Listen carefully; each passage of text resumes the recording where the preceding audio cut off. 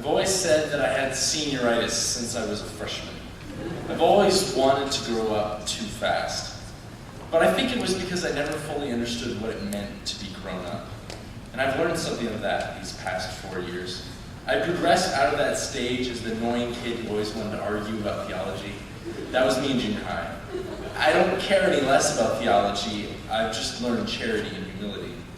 And it's things like charity and humility that define what it means to be grown up. The reasons they're so pivotal to being grown up is because they require sacrifice. Sacrifice is an inherent quality of maturity. It's not natural to sacrifice. Rather, it's something that the Lord has to teach us. It's something we learn day by day, moment by moment, as we walk humbly with God. Sacrifice is also something that we learn by example. I have seen sacrifice in the men and women all around me who have profoundly shaped me as a person. All these people have shown me how to live in light of Christ's sacrifice. Men like my father, Mr. Ruttinger, my friend Dave, my pastor, my Uncle Bill, my Uncle Derek. Women like my mother, my grandma, my Nana, my Aunt Shane, my Aunt Amy, all model for me radical devotion to Christ. And what they all have in common is sacrifice.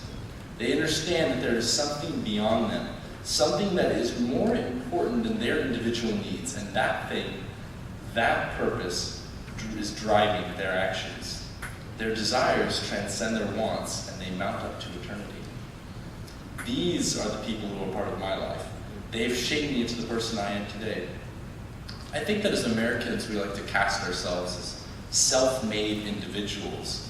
But I think that's weak.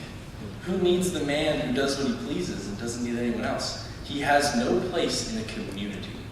Instead, I choose to embrace my identity as a man formed by God, but formed with such a variety of instruments that I couldn't name them if I tried. So I stand here tonight, not on my own 2 feet, but on the shoulders of everyone who's ever touched my life. Some have shaped me profoundly. Some have been ships passing in the night. But I know this, that I am more godly for each and every encounter. Thank you.